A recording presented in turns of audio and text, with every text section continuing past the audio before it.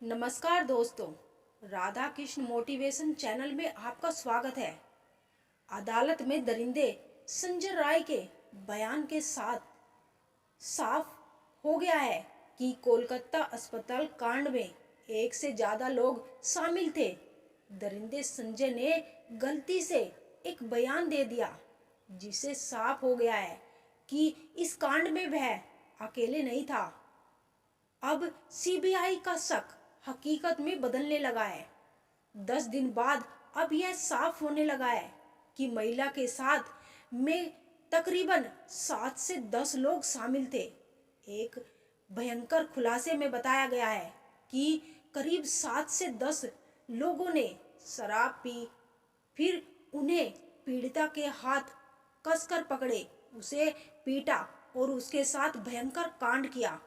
खुलासे में यह भी दावा किया गया है कि उन 7 लोगों में से 2 ने महिला की टांग फाड़कर जरासंध की तरह अलग कर दिया, फिर संजय को बुलाया। लेकिन यह तो कुछ भी नहीं, आगे ऐसे ऐसे खुलासे हुए हैं।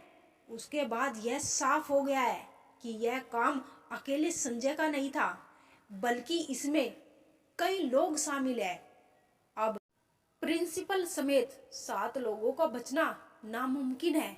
सब कुछ जानेंगे विस्तार से, लेकिन आगे बढ़ने से पहले कमेंट में जय श्री राम जरूर लिखें और वीडियो को लाइक अवश्य कर दे। चैनल को भी सब्सक्राइब अवश्य कर दे। दोस्तों, यह मेरा छोटा सा चैनल है जिसे आपको सब्सक्राइब कर देना है और वीडियो को लाइक करें, क्योंकि यह काम आपके लिए एक सेकंड का है, लेकिन इससे हमारी काफ़ी मदद होती है। दरअसल अदालत में दरिंदे संजय ने वह कबूल कर लिया है जिसके इंतजार में पूरा भारत मुंह लटकाए खड़ा था। पूरे भारत को यह पता था कि यह काम एक बंदे का नहीं है।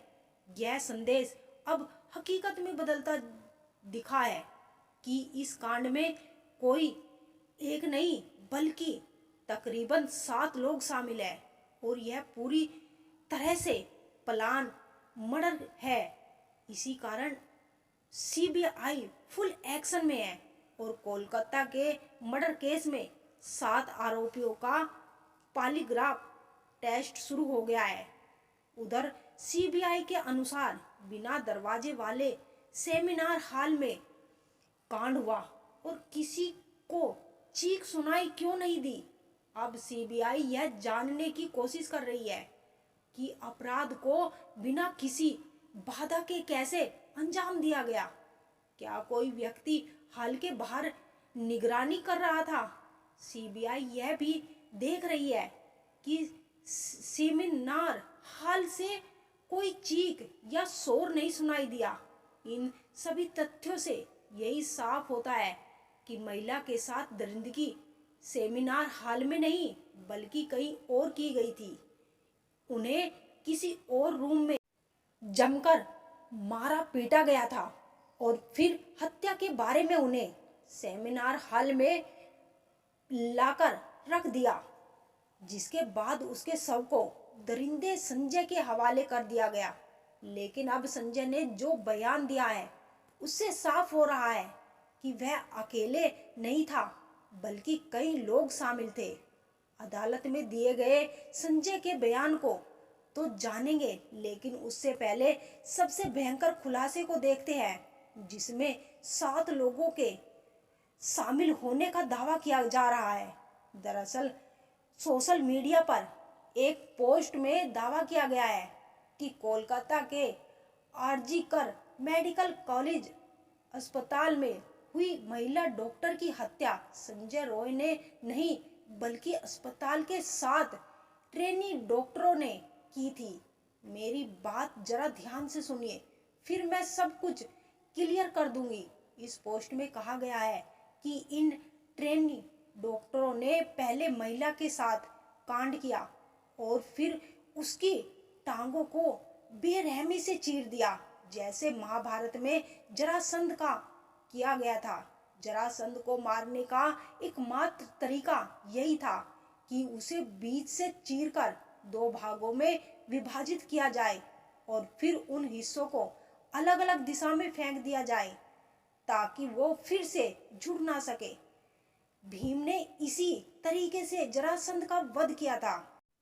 एक्टिविस्ट मधु किश्वर ने सोशल मीडिया प्लेटफॉर्म एक्स पर इस बारे में एक पोस्ट किया जिसमें उन्होंने बताया कि अस्पताल में काम करने वाली एक महिला डॉक्टर और उसकी दोस्त के बीच में हुई फोन कॉल पर बातचीत में यह दावा किया गया। उन्होंने इस बातचीत का ऑडियो भी शेयर किया जो बंगाली में है। माना जा रहा है कि सीबीआई को इस ऑडियो कॉल से कई गंभीर सुराग मिल सकते हैं। मधुर किश्वर के अनुसार इस बातचीत में कहा गया है कि महिला एक बहुत ही होशियार स्टूडेंट थी, लेकिन उसे अस्पताल और प्रिंसिपल के कुछ बेहद भयानक राज पता थे जिसके कारण उसे धमकियां दी जा रही थी कि उसे पीसीस पूरी नहीं करने दी जाएगी। लेकिन इसके बावजूद भी महिला डरने वाली नहीं थी। उसने इसका विरोध किया और कहा कि अगर उसे परेशान किया गया तो वह अस्पताल की काली करतूतों को उजागर कर देगी। जिसके बाद पिछले 6 महीनों से उसे लगातार परेशान किया जा रहा था। उसे बिना रुके 26 घंटे की नाइट शिफ्ट पर रखा जा रहा था और उस पर भारी काम का प्रेशर डाला जा रहा था।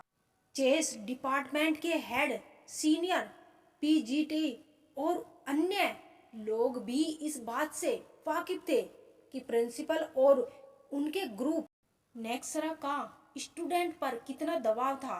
इस बात से साफ है कि प्रिंसिपल समेत पूरा अस्पताल उस महिला के खिलाफ खड़ा हो गया था क्योंकि वह सच और न्याय के लिए झुकने को तैयार नहीं थी। इस सब के बावजूद वह लड़की अपने फैसले पर अड़ी थी। 9 अगस्त 2024 की रात इन सभी ने मिलकर उसके खिलाफ साजिश रची। पोस्टमार्टम में बताया गया कि रेप और मर्डर पहले से प्लान किया गया था। यह अब तक का सबसे खौफनाक खुलासा है और इसी के आधार पर सीबीआई जांच आगे बढ़ा रही है।